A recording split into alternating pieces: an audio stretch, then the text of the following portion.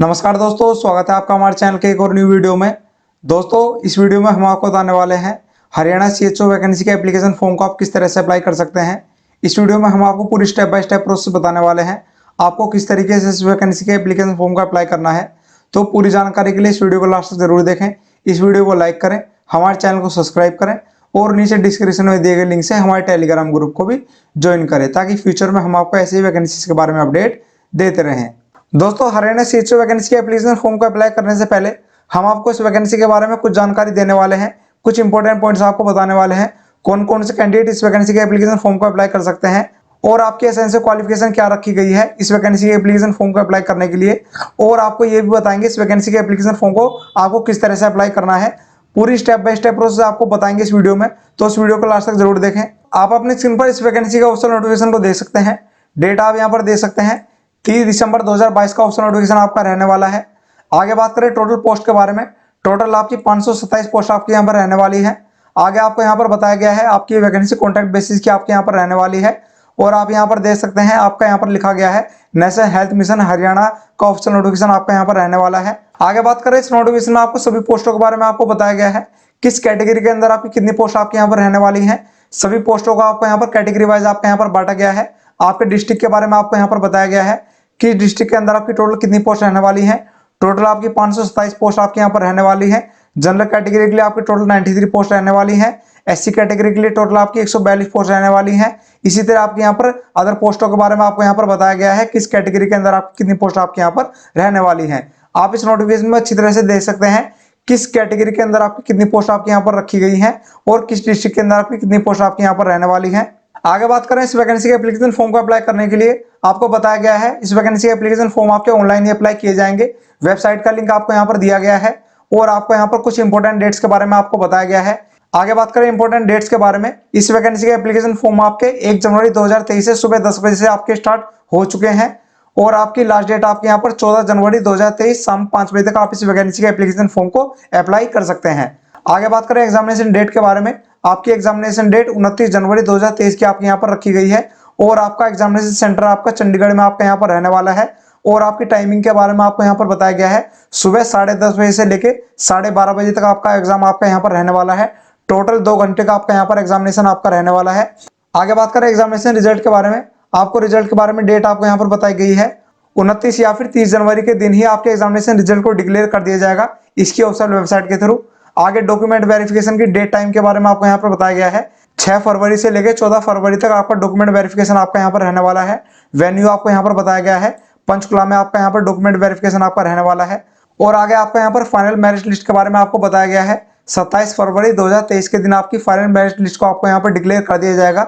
आगे बात करें आपको यहाँ पर बताया गया है आपके रिटन एग्जामिनेशन के नंबर प्लस आपके 5 मार्क्स आपके यहाँ पर सीसीएसएन सर्टिफिकेट को भी आपको यहाँ पर दिए जाने हैं। 5 मार्क्स आपके बोनस दिए जाने वाले हैं सीसीएसएन सर्टिफिकेट वाले स्टूडेंटों को।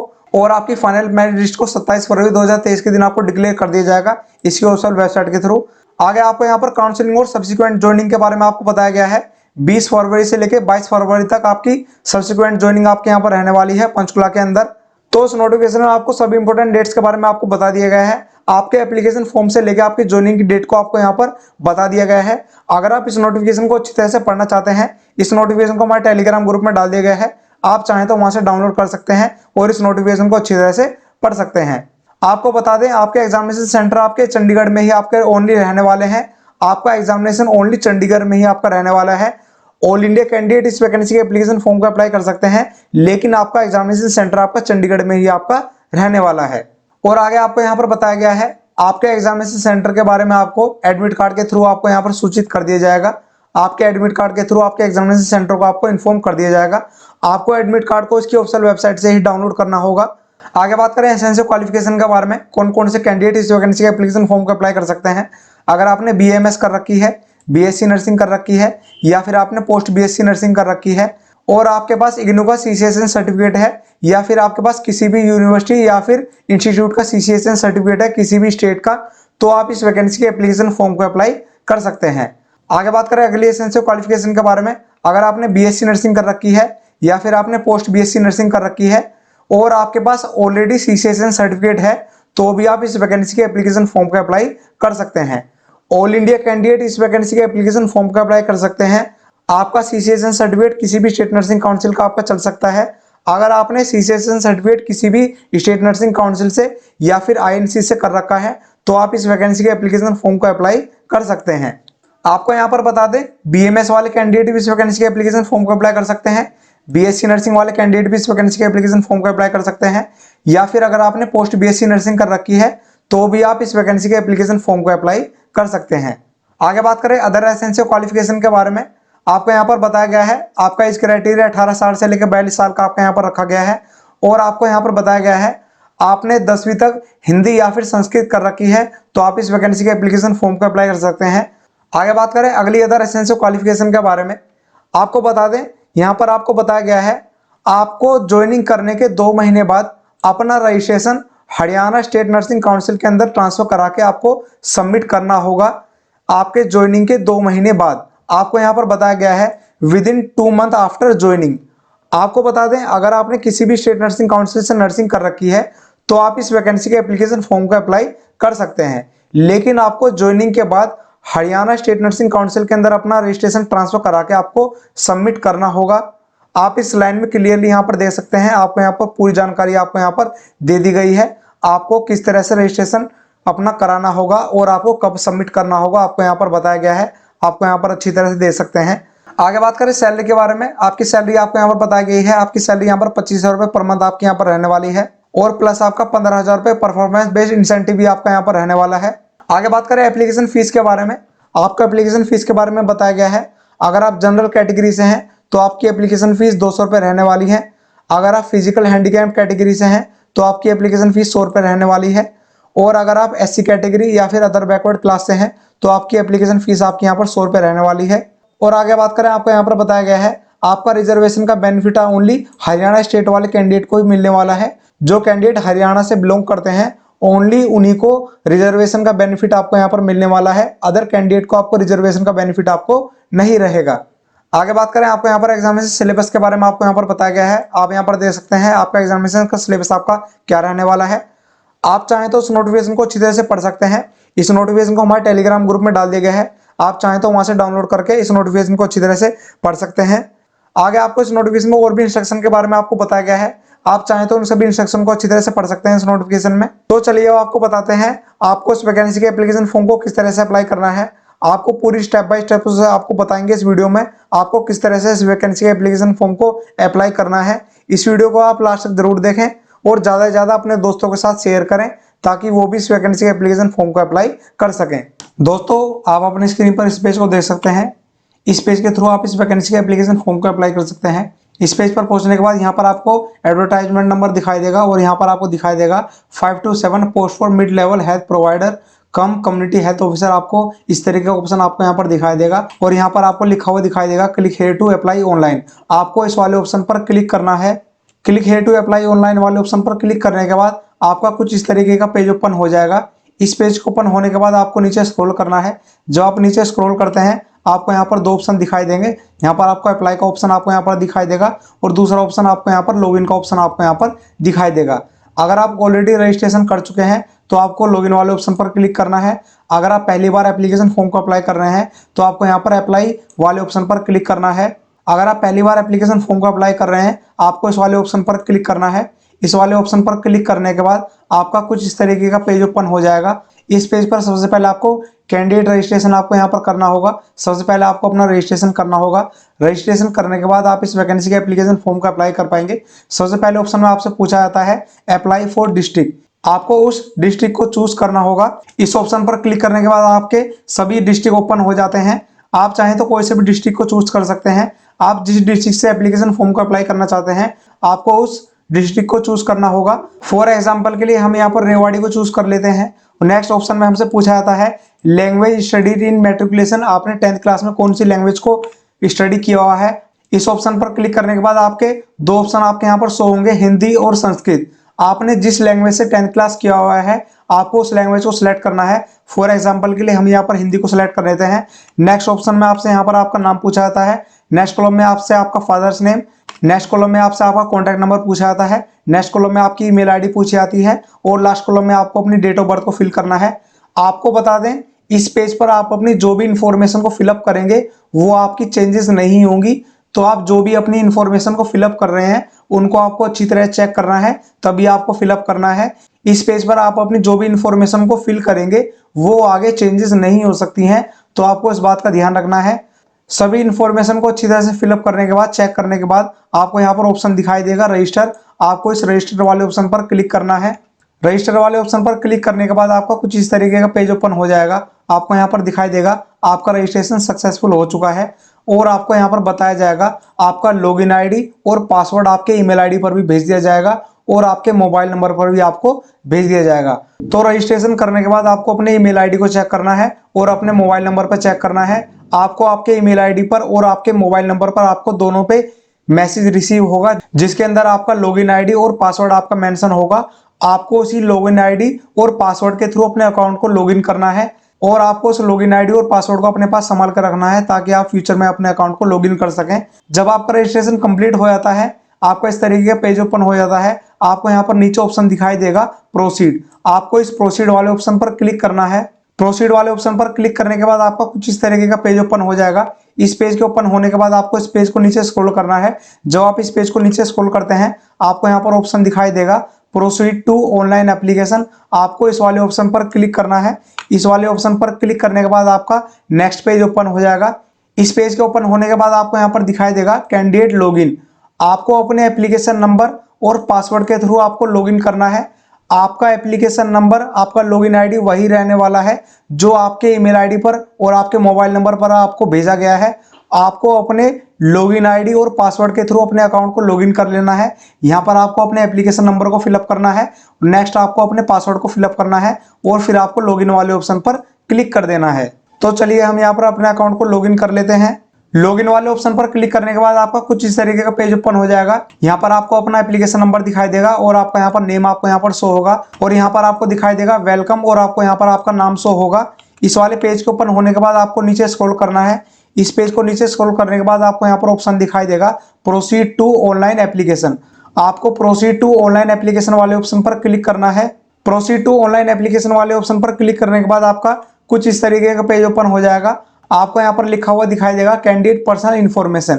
इस पेज पर आपको अपनी सभी पर्सनल इन्फॉर्मेशन को फिलअप करना होगा। फॉर एग्जांपल के लिए आपका जेंडर, आपका mother's name, marital status, nationality, are you NHM employee. आपको येस या नो वाले ऑप्शन पर क्लिक करना है। अगर आप एम्प्लॉई हैं आपको यहाँ पर येस पर क्लिक करना है। अगर आप एम्प्लॉई नहीं है तो आपको यहाँ पर नो वाले ऑप्शन पर क्लिक करना है।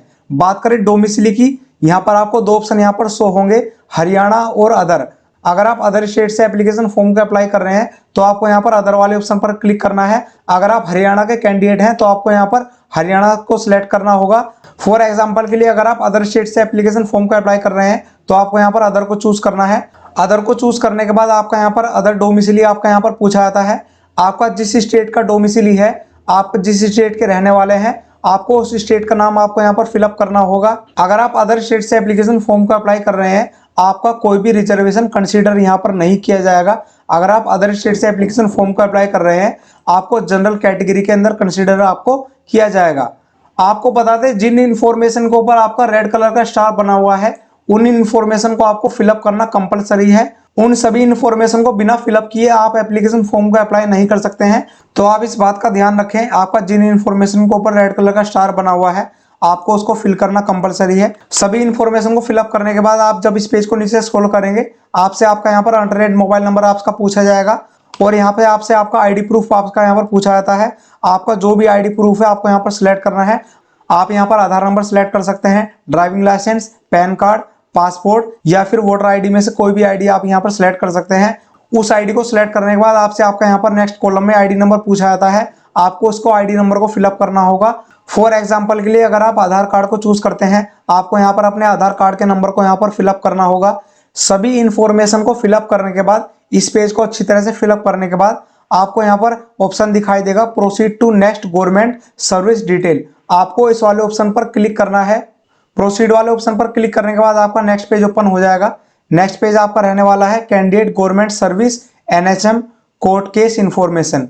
आपको इस पेज पर अपनी गवर्नमेंट सर्विस के बारे में या फिर अगर आपके ऊपर कोई कोर्ट केस है आपको उस इंफॉर्मेशन को यहाँ पर आपको फिलअप करना होगा। आपको यहाँ पर सभी इंफॉर्मेशन को फिलअप करना है। इस पेज को अच्छी तरह से फिलअप करना है। आपको इस पेज पर जो भी अपनी इंफॉर्मेशन फिल करनी है अच्छी तरह से पढ़कर फिल करनी है। फॉर एग्जाम्पल के लिए आपसे यहाँ पर पूछा जाता है criminal case registered against you, आपसे यस या नो को आपको ऑप्शन पूछा जाता है। आपको यस या नो वाले ऑप्शन पर क्लिक करना है। इसी तरह से आपको अपनी बाकी इंफॉर्मेशन को फिलअप करना है। सभी इंफॉर्मेशन को फिलअप करने के बाद आपको यहाँ पर ऑप्शन दिखाई देगा proceed next with address detail. आपको इस वाले ऑप्शन पर क्लिक कर देना है। अपनी सभी डिटेल्स को फिल करने के बाद इस पेज पर प्रोसीड वाले ऑप्शन पर क्लिक करने के बाद आपका कुछ इस तरीके का नेक्स्ट पेज ओपन हो जाएगा। इस पेज पर आपको यहाँ पर अपनी एड्रेस की इंफॉर्मेशन को फिलअप करना है। इस पेज पर आपका लिखा गया है कैंडिडेट एड्रेस। आपको अपने एड्रेस को फिल करना है। सबसे पहले आपका यहाँ पर परमानेंट एड्रेस पूछा जाता है, आपका स्टेट, आपका डिस्ट्रिक्ट और आपका पिन कोड आपसे आपका यहाँ पर पूछा जाता है। आपको अपने एड्रेस को फिलअप करने के बाद अपने कोरस्पोंडेंस एड्रेस को यहाँ पर फिलअप करना होगा। अगर आपका कोरस्पोंडेंस एड्रेस और परमानेंट एड्रेस सेम है तो आपको इस वाले बॉक्स पर टिक करना है। आपको अपनी सभी एड्रेस की डिटेल को फिलअप करने के बाद यहाँ पर नीचे आपको ऑप्शन दिखाई देगा प्रोसीड विद क्वालिफिकेशन डिटेल। आपको इस वाले ऑप्शन पर क्लिक कर देना है। प्रोसीड वाले ऑप्शन पर क्लिक करने के बाद आपका कुछ इस तरीके का पेज ओपन हो जाएगा। ये पेज आपका कैंडिडेट क्वालिफिकेशन का आपका रहने वाला है। इस पेज पर आपको अपनी क्वालिफिकेशन डिटेल को आपको यहाँ पर फिलअप करना होगा। आपको बता दें आपको अपनी 10वीं की डिटेल को फिल करना है और आपको अपनी 12वीं की डिटेल को फिल करना है और साथ ही में आपको अपनी ग्रेजुएशन की डिटेल को भी आपको यहाँ पर फिलअप करना होगा। आपको बता देते हैं आपको अपनी क्वालिफिकेशन की डिटेल को किस तरह से फिल करना है। आपको अपनी क्वालिफिकेशन की डिटेल को फिल करने के लिए सबसे पहले आपको यहाँ पर ऑप्शन दिखाई देगा ऐड न्यू क्वालिफिकेशन। आपको ऐड न्यू क्वालिफिकेशन वाले ऑप्शन पर क्लिक करना है। इस ऑप्शन पर क्लिक करने के बाद आपका कुछ इस तरीके का पेज ओपन हो जाएगा। सबसे पहले आपको यहाँ पर आपकी क्वालिफिकेशन के बारे में पूछा जाता है और आपको यहाँ पर इस वाले ऑप्शन पर क्लिक करना है। इस ऑप्शन पर क्लिक करने के बाद सबसे पहले आपको यहाँ पर अपनी 10वीं की डिटेल को फिलअप करना है। 10th क्लास को सिलेक्ट करने के बाद आपके यहाँ पर क्वालिफिकेशन नेम में आपका यहाँ पर 10th ऑलरेडी सिलेक्ट हो जाएगा। फिर आपसे पूछा जाता है ईयर पास। आपने जिस ईयर में अपनी 10th क्लास पास आउट की है आपको यहाँ पर उसको फिलअप करना होगा। जिस बोर्ड या फिर यूनिवर्सिटी से आपने पास आउट की है उसका नाम आपको यहाँ पर फिल करना है। नेक्स्ट कॉलम में आपको यहाँ पर मार्क्स ऑब्टेन फिलअप करने हैं। आपने जितने मार्क्स बनाए हैं 10वीं क्लास में आपको यहाँ पर उतने मार्क्स यहाँ पर फिलअप करने हैं। टोटल मार्क्स के अंदर आपके टोटल मार्क्स यहाँ पर फिलअप होंगे। नेक्स्ट आपके यहाँ पर परसेंटेज या फिर ग्रेड पूछी जाती है। नेक्स्ट आपसे आपका यहाँ पर डिग्री मोड पूछा जाता है। इस ऑप्शन पर क्लिक करने के बाद आपके 3 ऑप्शन आपके यहाँ पर ओपन हो जाएंगे, रेगुलर, प्राइवेट या फिर डिस्टेंस। आपने जिस मोड से 10वीं क्लास की हुई है आपको यहाँ पर उसको सिलेक्ट करना होगा। अगर आपने रेगुलर की है तो आपको यहाँ पर रेगुलर को सिलेक्ट करना है या फिर प्राइवेट को सिलेक्ट करना है या फिर आपको डिस्टेंस को आपको यहाँ पर सिलेक्ट करना है। जब आप अपनी 10वीं क्लास की डिटेल को फिलअप कर लेंगे आपको यहाँ पर 2 ऑप्शन दिखाई देंगे, डोंट सेव क्वालिफिकेशन डिटेल और सेव क्वालिफिकेशन का आपको यहाँ पर ऑप्शन दिखाई देगा। अगर आपने अपनी जो भी डिटेल को फिलअप किया है वो बिल्कुल सही है तो आपको यहाँ पर सेव क्वालिफिकेशन वाले ऑप्शन पर क्लिक करना है। जब आप सेव क्वालिफिकेशन वाले ऑप्शन पर क्लिक कर देंगे आपका कुछ इस तरीके का पेज ओपन हो जाएगा। इस पेज के ओपन होने के बाद आपको यहाँ पर दिखाई देगा qualification already entered as under. आपने अपनी 10वीं की जो भी डिटेल को यहाँ पर फिलअप किया है आपके यहाँ पर वो शो हो जाएंगी। अगर आपको कोई भी चेंजेस करने हैं, अगर आपने कोई मिस्टेक कर दी है तो आपको यहाँ पर मॉडिफाई वाले ऑप्शन पर क्लिक करना है या फिर अगर आपको कोई भी क्वालिफिकेशन को डिलीट करना है तो आप यहाँ पर डिलीट वाले ऑप्शन पर क्लिक करके डिलीट भी कर सकते हैं। अगर आपकी सभी डिटेल्स बिल्कुल सही हैं तो आपको यहाँ पर ऑप्शन दिखाई देगा ऐड न्यू क्वालिफिकेशन। आपको इस ऐड न्यू क्वालिफिकेशन वाले ऑप्शन पर क्लिक करना है। ऐड न्यू क्वालिफिकेशन वाले ऑप्शन पर क्लिक करने के बाद आपका कुछ इस तरीके का पेज ओपन हो जाएगा। इस पेज के ओपन होने के बाद आपको दोबारा से इस ऑप्शन पर क्लिक करना होगा। इस ऑप्शन पर क्लिक करने के बाद आपको अपनी 12वीं की डिटेल को आपको यहाँ पर फिल करना होगा। आपको यहाँ पर इस तरह से 12वीं को यहाँ पर सिलेक्ट कर लेना है।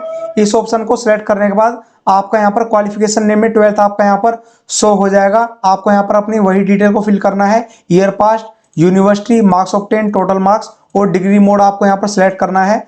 सभी ऑप्शन को यहाँ पर फिलअप करने के बाद, सभी डिटेल्स को फिलअप करने के बाद आपको यहाँ पर सेव क्वालिफिकेशन वाले ऑप्शन पर क्लिक कर देना है। जब आप अपनी 10वीं और 12वीं की सभी डिटेल को फिलअप कर लेते हैं आपके यहाँ पर 2 कॉलम आपको यहाँ पर शो हो जाएंगे 10th क्लास और 12th क्लास के।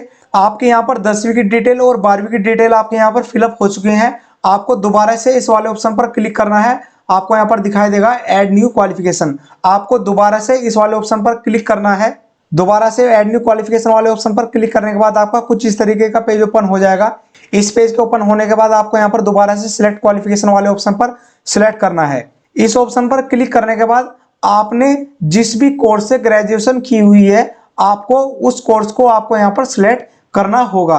अगर आपने बीएससी नर्सिंग की हुई है तो आपको यहाँ पर बीएससी नर्सिंग सिलेक्ट करना है। अगर आपने बीएससी नर्सिंग की हुई है और उसके साथ आपने सीसीएसएन सर्टिफिकेट भी आपने किया हुआ है तो आपको यहाँ पर इस वाले ऑप्शन को सिलेक्ट करना होगा। यहाँ पर आप देख सकते हैं आपका लिखा गया है BSc nursing with MLHP integrated course certificate, आपको इस ऑप्शन को सिलेक्ट करना होगा। अगर आपने ओनली बीएससी नर्सिंग की हुई है तो आपको यहाँ पर ओनली बीएससी नर्सिंग को सिलेक्ट करना होगा। लेकिन अगर आपने बीएससी नर्सिंग के साथ साथ एमएलएचपी कोर्स भी किया हुआ है, आपके पास उसका सर्टिफिकेट है, तो आपको यहाँ पर इस वाले ऑप्शन को सिलेक्ट करना होगा। इसी तरह आपके यहाँ पर और भी ऑप्शन रहने वाले हैं। अगर आपने ओनली बीएमएस की हुई है तो आपको यहाँ पर ओनली बीएमएस को सिलेक्ट करना है। अगर आपने बीएमएस के साथ साथ सीसीएसएन सर्टिफिकेट किया हुआ है तो आपको यहाँ पर बीएमएस विद सीसीएसएन सर्टिफिकेट को सिलेक्ट करना होगा। अगर आपने ओनली पोस्ट बीएससी नर्सिंग की हुई है तो आपको यहाँ पर ओनली पोस्ट बीएससी नर्सिंग वाले ऑप्शन को सिलेक्ट करना होगा।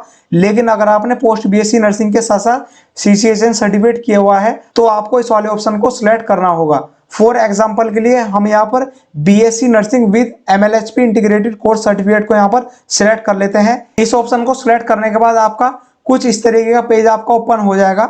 इस पेज को ओपन होने के बाद आपको वही अपनी डिटेल को फिलअप करना है। Year past, university name, marks obtain, total marks, percentage और डिग्री मोड आपको यहाँ पर सिलेक्ट करना होगा। रेगुलर, प्राइवेट या फिर डिस्टेंस आपने जो भी किया हुआ है आपको उस डिग्री को आपको यहाँ पर सिलेक्ट करना होगा।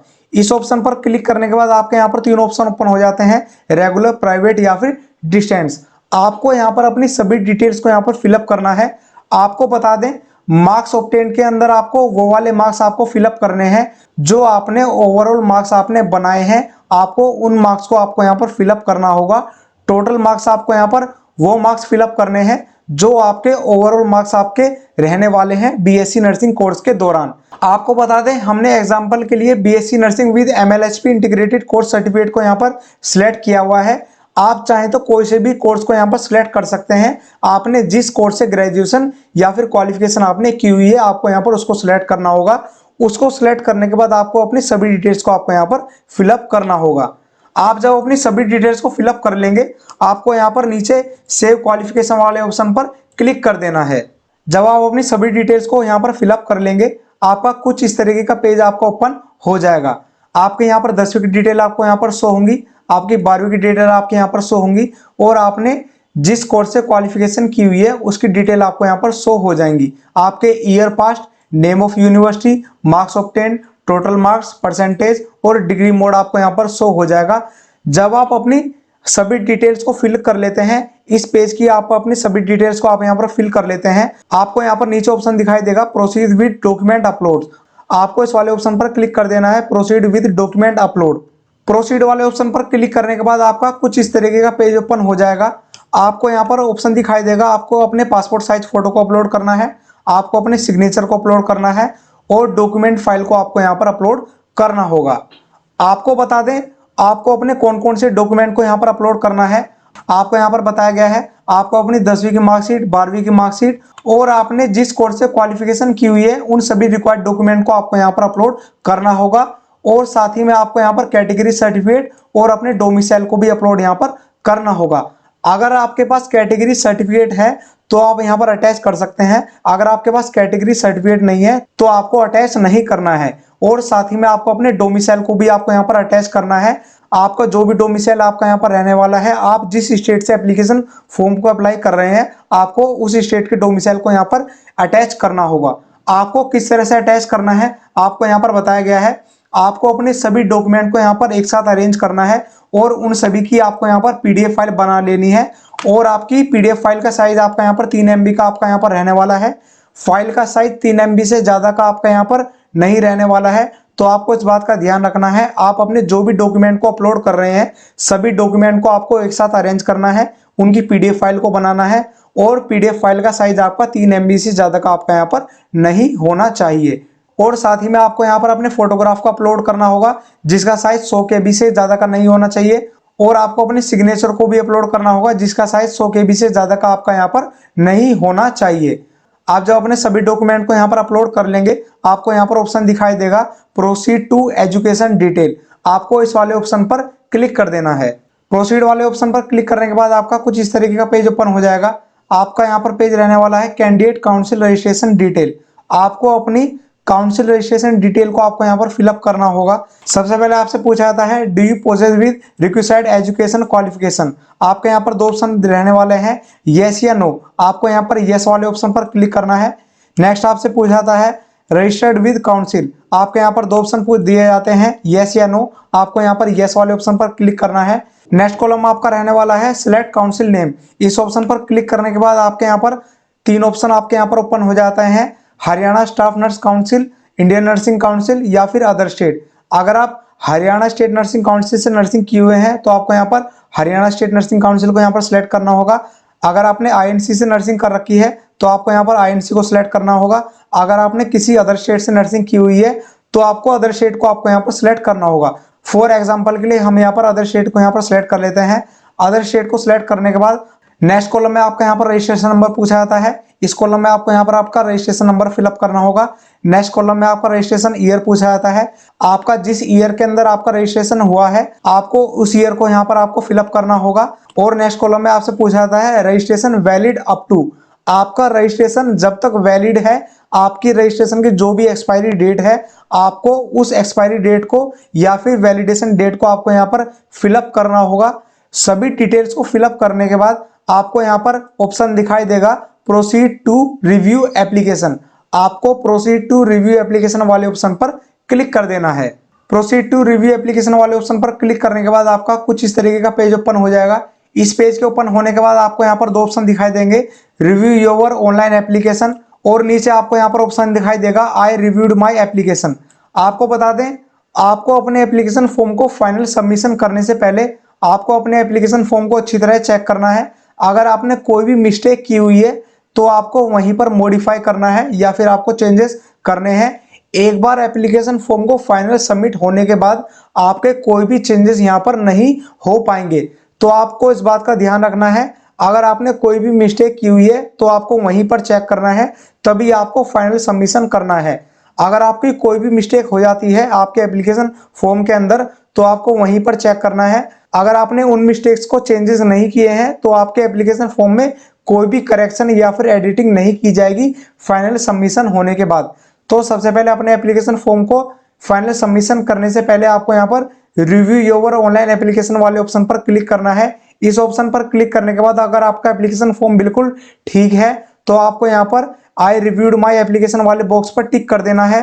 जब आप आई रिव्यूड माई एप्लीकेशन वाले ऑप्शन पर क्लिक करेंगे आपको यहाँ पर ऑप्शन शो होगा रिव्यू योर अंडरटेकिंग। आपको इस वाले ऑप्शन पर क्लिक कर देना है। जब आप रिव्यू योर अंडरटेकिंग वाले ऑप्शन पर क्लिक करेंगे आपका यहाँ पर आपका मैसेज शो हो जाएगा sure to proceed with review your undertaken. आपको यहाँ पर ओके या फिर कैंसिल का आपको यहाँ पर ऑप्शन दिखाई देगा। आपको इस ओके वाले ऑप्शन पर क्लिक करना है। ओके वाले ऑप्शन पर क्लिक करने के बाद आपका कुछ इस तरीके का पेज ओपन हो जाएगा। इस पेज को ओपन होने के बाद आपको यहाँ पर आई एग्री का ऑप्शन आपको यहाँ पर शो होगा। आपको इस आई एग्री वाले बॉक्स पर टिक कर देना है। इस बॉक्स पर टिक करने के बाद आपको यहाँ पर दिखाई देगा प्रोसीड टू सबमिट एप्लीकेशन। आपको यहाँ पर प्रोसीड टू सबमिट वाले ऑप्शन पर क्लिक कर देना है। आप यहाँ पर देख सकते हैं, आपको यहाँ पर लिखा दिखाई देगा प्रोसीड टू सबमिट एप्लीकेशन। आपको इस वाले ऑप्शन पर क्लिक कर देना है। प्रोसीड टू सबमिट वाले ऑप्शन पर क्लिक करने के बाद आपका कुछ इस तरीके का पेज ओपन हो जाएगा। यहाँ पर आपको आपकी एप्लीकेशन फीस शो हो जाएगी। आपकी जो भी एप्लीकेशन फीस आपके यहाँ पर रहने वाली है आपके यहाँ पर अमाउंट यहाँ पर आपको शो हो जाएगा। इस पेज के शो होने के बाद आपको यहाँ पर ऑप्शन दिखाई देगा प्रोसीड टू पे। आपको प्रोसीड टू पे वाले ऑप्शन पर क्लिक करना है। प्रोसीड टू पे वाले ऑप्शन पर क्लिक करने के बाद आपका कुछ इस तरीके का पेज ओपन हो जाएगा। यहाँ पर आपको शो होगा प्रोसीड फॉर पेमेंट। आपका यहाँ पर एप्लीकेशन नंबर शो होगा, पोस्ट अप्लाइड फॉर शो होगा, एप्लीकेंट नेम आपका यहाँ पर शो होगा, आपका ईमेल आईडी, आपका फोन नंबर और आपको यहाँ पर अमाउंट भी आपको यहाँ पर शो हो जाएगा, जितना अमाउंट आपको यहाँ पर पे करना है। और नीचे आपको यहाँ पर शो होगा प्रोसीड टू फीस पेमेंट। आपको प्रोसीड टू फीस पेमेंट वाले ऑप्शन पर क्लिक कर देना है। प्रोसीड टू फीस पेमेंट वाले ऑप्शन पर क्लिक करने के बाद आपका कुछ इस तरीके का पेज ओपन हो जाएगा। इस पेज के ओपन होने के बाद आप जिस मेथड से चाहे उस मेथड से एप्लीकेशन फीस को पे कर सकते हैं। आप क्रेडिट कार्ड से या फिर डेबिट कार्ड से पे कर सकते हैं, नेट बैंकिंग से पे कर सकते हैं या फिर आप यूपीआई मेथड से भी अपनी एप्लीकेशन फीस को पे कर सकते हैं। आपको एप्लीकेशन फीस को पे करने के बाद आपको अपने कंफर्मेशन पेज का प्रिंट आउट ले लेना है अपने फ्यूचर यूज के लिए। तो इस तरीके से आप हरियाणा सीएचओ वैकेंसी के एप्लीकेशन फॉर्म को अप्लाई कर सकते हैं। हमने आपको इस वीडियो में सभी जानकारी आपको दे दी है, आपको किस तरीके से इस वैकेंसी के एप्लीकेशन फॉर्म को अप्लाई करना है और आपका एलिजिबिलिटी क्राइटेरिया आपका क्या रहने वाला है। ऑल इंडिया कैंडिडेट इस वैकेंसी के एप्लीकेशन फॉर्म को अप्लाई कर सकते हैं, अदर स्टेट वाले कैंडिडेट भी इस वैकेंसी के एप्लीकेशन फॉर्म को अप्लाई कर सकते हैं। तो जो भी कैंडिडेट इस वैकेंसी के एप्लीकेशन फॉर्म को अप्लाई करना चाहते हैं वे कैंडिडेट इस वैकेंसी के एप्लीकेशन फॉर्म को अप्लाई कर सकते हैं। 14 जनवरी आपकी लास्ट डेट आपके यहाँ पर रहने वाली है। 14 जनवरी से पहले आप इस वैकेंसी के एप्लीकेशन फॉर्म को अप्लाई कर सकते हैं। अगर आपका अब भी कोई डाउट है तो आप नीचे कमेंट बॉक्स में पूछ सकते हैं या फिर आप हमें इंस्टाग्राम पर डीएम भी कर सकते हैं। तो ऐसे ही वैकेंसीज के बारे में अपडेट रहने के लिए इस वीडियो को लाइक कीजिए, हमारे चैनल को सब्सक्राइब कीजिए और नीचे डिस्क्रिप्शन में दिए गए लिंक से हमारे टेलीग्राम ग्रुप को भी ज्वाइन कीजिए, ताकि फ्यूचर में हम आपको ऐसे ही वैकेंसीज के बारे में अपडेट देते रहें। मिलते हैं नेक्स्ट वीडियो में, तब तक के लिए थैंक यू।